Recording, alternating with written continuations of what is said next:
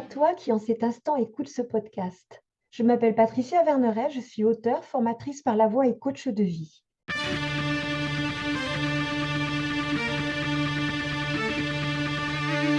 Je t'accompagne avec une pensée du jour sans aucune vérité absolue, mais des invitations. À quoi? À écouter la vie en toi qui veut s'exprimer et t'aider à passer à la suite de ton histoire. Si, toi qui écoutes, peut-être te ressens-tu comme s'il te manquait toujours quelque chose, ce qui génère des pensées qui commencent toutes par si. Si j'étais, si les autres, si le monde était plus ceci ou moins cela. Si c'est le cas, on dirait bien que tu t'es perdu, mais réellement juste perdu de vue, divisé entre tes envies et ta paralysie intérieure devant la tâche à accomplir. Car si tu te voyais et t'entendais réellement, tes si disparaîtraient pour laisser la place au comment. Tu sembles croire que vivre ta vie dépend de conditions spécifiques. As-tu oublié que c'est à toi de les créer? Je te propose un angle de vue différent, avec quelques expressions courantes que peut-être ton mental a tendance à te resservir comme un plat tellement réchauffé qu'il en perd de sa fraîcheur. Si j'avais confiance en moi. Tu en fais une condition peut-être. As-tu oublié que la confiance est également une conséquence? Elle se pratique et grandit chaque fois que tu fais quelque chose sans savoir si cela va fonctionner. Chaque fois que tu te lances dans le vide sans savoir ce qui va t'arriver. Chaque fois que tu sors de ta zone de confort. Pas de confiance sans prise de risque. Peut-être as-tu confondu sécuriser et confiance, ou imaginé qu'avoir confiance, c'est ne pas avoir peur. Peut-être as-tu oublié que la peur prend la place que tu lui accordes. Doute, frayeur, peur, terreur. Son intensité dépend de tes croyances. Elle peut être vigilance et devenir une alliée précieuse. Rappelle-toi, la confiance se cherche et se vit. Elle est mouvement, elle est évolutive. Elle naît en toi, indépendamment de tes idées sur toi-même. Pratique-la en osant et constate que tu existes encore, là où tu pensais tout perdre, encore debout, là où tu ne pensais jamais te relever. Bref, pratique, pratique, pratique. Si j'avais de l'argent, comme tout un chacun qui vit des hauts et des bas, quel était ton rapport à l'argent quand tu en avais plus? L'utilisais-tu pour ce qui te semble te manquer aujourd'hui, jusqu'à en faire la condition de ton plaisir d'être vivant? Peut-être en as-tu déjà eu sans même t'en apercevoir, tellement occupé à vouloir combler d'autres manques. Tu vois ce que je veux dire? Quand tu as un peu plus et que finalement ce n'est jamais suffisant. Dans ce cas-là, on dirait que tu en fais une condition. Es-tu sûr que c'est l'argent qui manque? Sais-tu profiter de tout ce que tu as déjà? Sais-tu le savourer, le sublimer? Peut-être as-tu confondu avoir beaucoup d'argent et plénitude. Peut-être te méprends-tu sur la notion d'abondance. Ah bon? Danse. Danses-tu ta vie? Ris-tu ton temps? Savoures-tu tes heures? Aimes-tu ce à quoi tu passes tes journées? Fais circuler l'argent quand tu en as. Sois créatif quand il semble t'en manquer. Si mes parents m'avaient encouragé, des personnes qui auraient mis le courage en toi, as-tu pensé que peut-être tu étais suffisamment autonome pour avancer sans encouragement? Que le courage ne se donne pas, mais qu'on l'apprend en présence de personnes qui l'incarnent?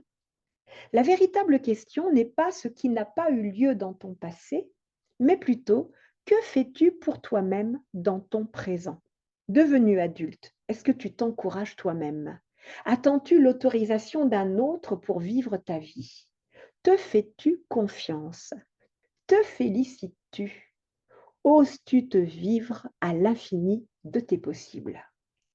Peut-être penses-tu ne pas savoir comment faire. Alors fais tes expériences et apprends d'eux et sur toi-même. Donne en abondance des encouragements envers toutes celles et ceux que tu croises, et en particulier les enfants, pour réparer ou reparer l'être qui avait oublié son éclat, c'est-à-dire toi-même. Si les circonstances m'étaient plus favorables, j'ai envie de te dire, mais que fais-tu pour les rendre favorables? Et si ce n'est pas possible, à quoi bon s'entêter? Lâche prise jusqu'au moment où une porte s'ouvrira, car rien jamais ne reste figé. Sauf toi peut-être à te battre contre ce qui est ici et maintenant. Apprends à utiliser le temps à ton avantage. Peut-être même sans le savoir, tu as besoin de ce temps pour maturer, prendre des forces. Tu as certainement oublié que tu es un alchimiste, un être qui transforme, ce qui signifie que c'est ton défi de prendre la matière et de la modeler comme tu le souhaites. J'ai envie de te dire, deviens l'artiste de tes circonstances. Si j'étais libre de, peut-être as-tu oublié que la liberté demande du courage, celui de se soustraire du regard des autres, d'aller à l'encontre des opinions extérieures pour plonger dans ce que tu veux réellement, profondément, et l'exprimer ouvertement. La liberté demande d'oser sans attendre les oui extérieurs, animés seulement par un oui intérieur puissant. Elle demande d'écouter et de suivre ce qui peut paraître absurde ou inatteignable dans l'instant. La liberté se prend à bras le corps et se vit avec éclat.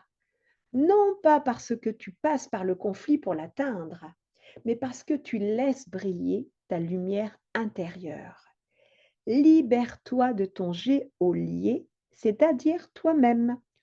Autorise-toi. Si c'était plus simple.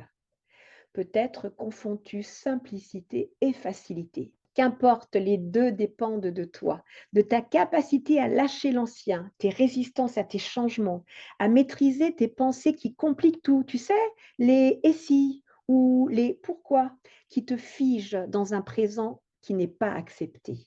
Transforme-les en comment je fais avec ce que j'ai pour aller où j'ai envie d'aller. Mais peut-être manques-tu de clarté intérieure pour savoir où tu veux aller. C'est parfois compliqué de prendre une direction sans avoir choisi. Toi qui écoutes, cesse de placer ton pouvoir en dehors de toi. Va le chercher. Peut-être est-il bien caché. C'est parce que tu ne l'as pas assez souvent rappelé. Oui, car il s'agit principalement de te rappeler de qui tu es, de tes talents et de tes possibles. Devenir qui tu es est ton défi, avec son lot de tests et d'essais qui te permettront d'affûter tes possibles jusqu'à les matérialiser. Prends chaque manquement que tu penses avoir comme une annonce de ce dont tu es capable, le début d'un cheminement.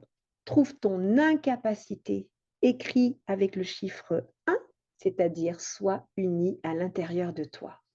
Relève tes manches, que tes si se transforment en comment, que tes conditions deviennent tes opportunités. Danse ta vie, fais danser ton métier, danse avec tout, mets-toi en mouvement. Ce podcast se termine. J'espère qu'il t'aura mis en mouvement pour te rapprocher un peu plus de ton être profond. N'oublie pas, toi seul sais ce qui est juste pour toi-même. Merci pour ton écoute.